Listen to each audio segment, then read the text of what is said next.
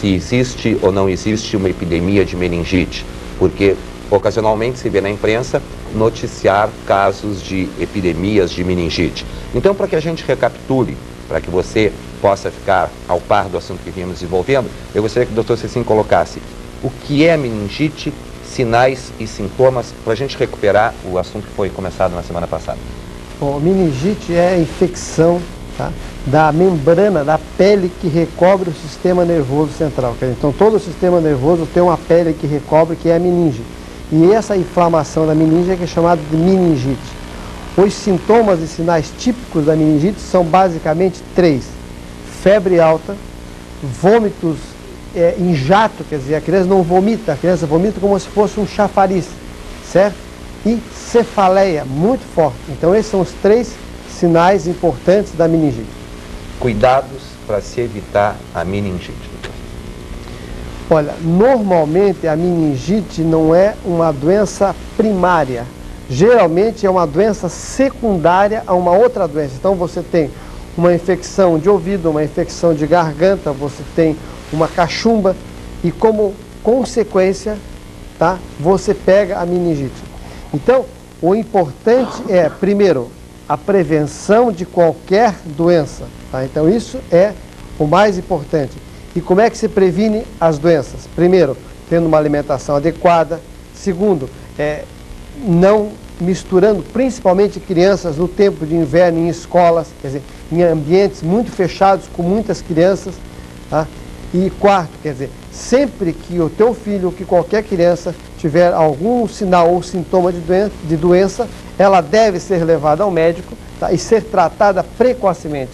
E de quinta-feira para cá, que nós falamos de meningite, na sexta-feira no hospital, nós atendemos uma criança de mais ou menos 11 anos, que já estava em casa com 3 dias de febre, 3 dias com febre, com vômito. Tá? Essa criança teve uma meningite causada por uma coisa que chama-se pelo bacilo que causa a febre tifoide. Então, o guri provavelmente tinha já um problema intestinal e a bactéria o bacilo foi para a meninge. E essa criança teve, então, uma meningite muito rara, tá? Pelo bacilo do tifo. Tá? Então, para você ver que as coisas em saúde devem ser tratadas sempre precocemente. Doutor Cecim, quando o senhor fala que não se deve misturar, né? Misturar, não deixar juntas crianças em escola, isso quer dizer que a meningite é uma doença contagiosa?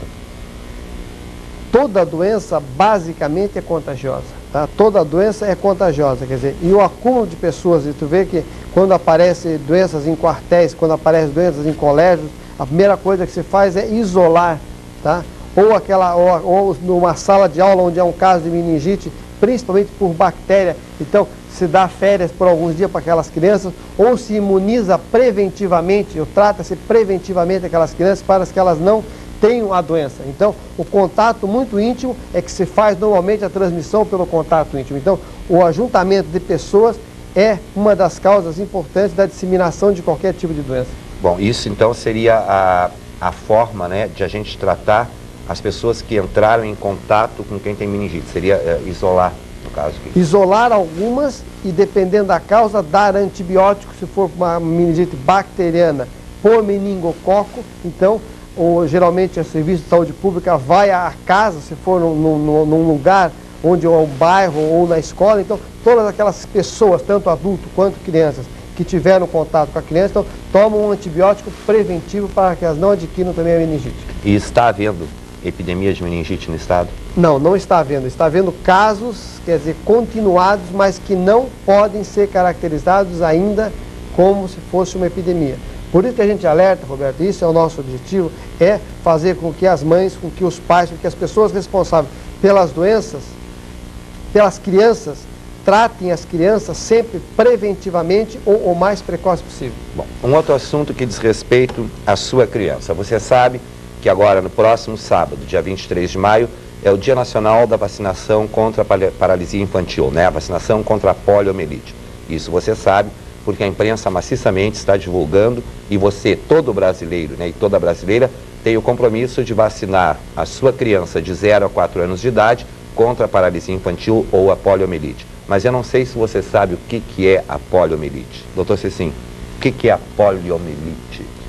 Poliomielite, eu acho que deveria ser divulgado, não como poliomielite, deveria ser divulgado como paralisia infantil, porque as pessoas entenderiam melhor. Então, o nome mesmo diz paralisia infantil. É uma doença causada por um vírus, tá? E que produz nas pessoas, quando não mata, tá? Normalmente paralisia em algum membro do seu corpo, certo? Então, isso é paralisia infantil, é poliomielite. E você vê que hoje existem muitos adultos que sobreviveram a epidemias de meningite, nós estamos falando de meningite, de poliomielite, tá? E que tem problemas de locomoção, de andar, são geralmente aleijados, usando o termo técnico, tá? Quer dizer, para o pessoal entender, quando não mata, aleja. Então, é assim que a gente define a poliomielite. E por isso que é importante a vacinação, porque é uma vacinação fácil de fazer, uma prevenção fácil de fazer, é uma gota pela boca.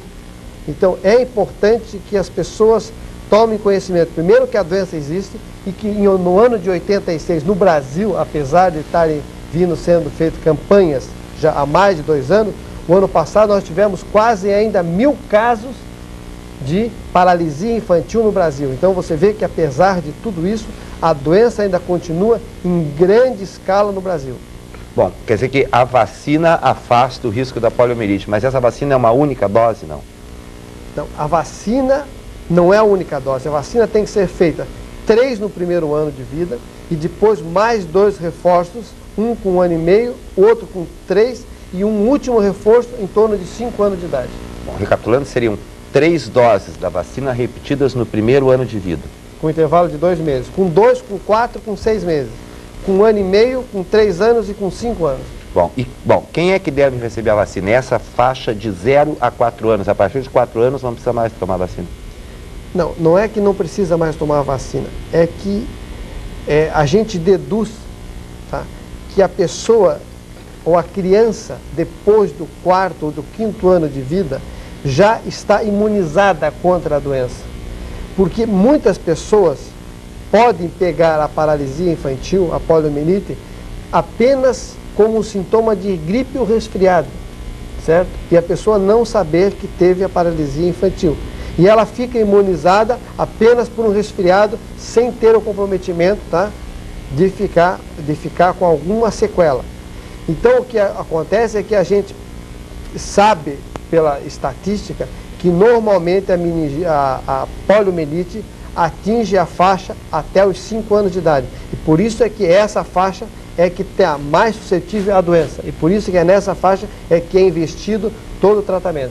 Há casos em que a criança nessa faixa de idade não possa receber a vacina? Quem não pode receber vacina, quer dizer, todas as crianças devem ser vacinadas. Com relação especificamente ao dia da vacina, quem no dia da vacina não precisa ou não pode receber a vacina? Crianças que estão doentes, com febre, diarreia, tá? Crianças resfriadas, tá? Se não tiver febre, pode tomar a vacina. Então, o que contraindica é uma doença mais grave ou mais séria, no caso, febre, e no caso a diarreia, porque a vacina não faria efeito por causa da diarreia, porque já que é dado via oral, o intestino não iria absorver e essa vacina não seria aproveitada. Então, a diarreia e a febre são as 2 contraindicações importantes. O que acontece é que muitas mães, porque a criança está com um pouquinho de coriza, um pouquinho de catarro, um pouquinho resfriada, deixa de vacinar o seu filho. Isso não contraindica a vacina, ela deve ser feita. Bom, e outra coisa que a gente deve esclarecer é que esse dia foi escolhido para o Dia Nacional, mas essa criança pode tomar essa vacina em data posterior a isso. No caso de febre ou de diarreia, quando ela ficar recuperada, ela pode. Pode não, ela deve. Aliás, deve não, sim, mas existe essa possibilidade, né? Não existe aquela coisa assim de dizer, a vacina vai ser feita só neste dia e pronto, não tem mais vacina. Não é dessa forma, né? A vacina é feita num dia. O mais importante, primeiro, para a conscientização da população e segundo, para você ter na comunidade a disseminação de um vírus, tá? Que é chamado um vírus já trabalhado e eliminar o vírus selvagem, que é o que dá a poliomielite. Porque a vacina que é nada mais é do que um vírus atenuado que imuniza, mas não dá a doença. Então, a disseminação desse vírus, tá, numa comunidade onde milhares de pessoas tomam a vacina, faz com que você mate ou não deixe crescer aquele vírus selvagem, que é o que produz a doença grave. Então não esqueça de maneira nenhuma que no próximo sábado você tem um compromisso com o seu filho. No próximo sábado, dia 23, é o Dia Nacional da Vacinação contra a Paralisia Infantil.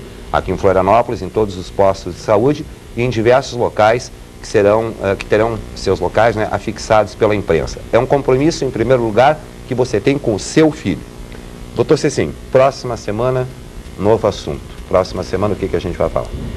A próxima semana, nós vamos começar a falar uma coisa que tem aumentado demais novamente, que são os acidentes na infância.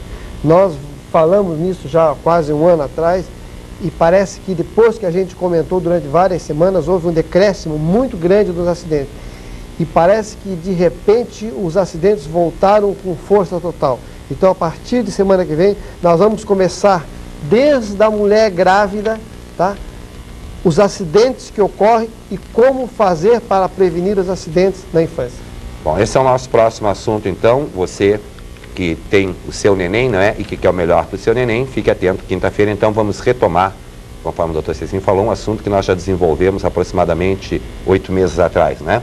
Foi os acidentes na infância. Eu queria aproveitar esse finalzinho de programa para agradecer a Alfredo Graneman, o cirurgião plástico Alfredo Graneman, o convite para conhecer a sua nova clínica de cirurgia estética, Só Homem. Para você, uma boa tarde. Convido você a ficar conosco. Você sabe que aqui está a melhor audiência.